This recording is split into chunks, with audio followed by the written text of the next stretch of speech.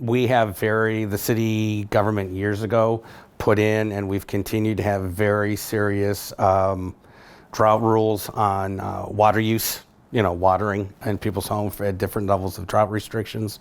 The city government, before I was on in the 90s, but continuing from the 90s on, has looked to provide alternative sources of water for our citizens, for our residents. There are limits to what we can do as a city. I would like us in the future to look at more green building. So any facility that's going to be built, no matter what it is, to try to have it be less of an impact on our community. And frankly, we need to add more to our green space. There are places in town today that are in the flood zone that were not in the flood zone in 1990. So we need to work with the private sector to say, but to be very explicit, to, for donation of land, either green space or parkland. But we are in a situation now that the very new building that everybody would like, because it means more jobs, more economic opportunity, more tax revenue, also means less impervious cover.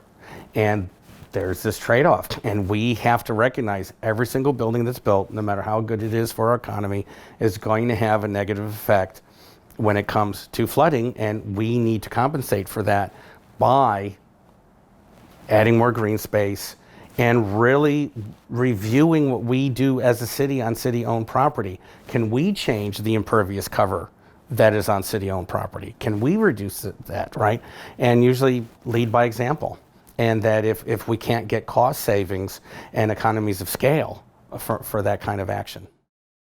That one is interesting too. So as somebody who was directly impacted by both historic flooding events, having lived in the Blanco Gardens area for several years, I know that it's important to lead with science and to not make decisions that can impact the entire community haphazardly. And so my answer to that question would be that I would lead with science. So I would really depend on experts and seek as non-biased as possible, experts to come and give us feedback. I think that we have multiple really great existing programming, so building on programming that promotes things like sustainability, river cleanups, anything that'll get the community involved and really push that education piece on why it's important to preserve our river, clean up after ourselves, things like that. And then also I would capitalize on the existing resources that we have at Texas State University. I know the city currently partners with them on multiple initiatives regarding sustainability and just maximizing using them as a resource to further our education piece for the community.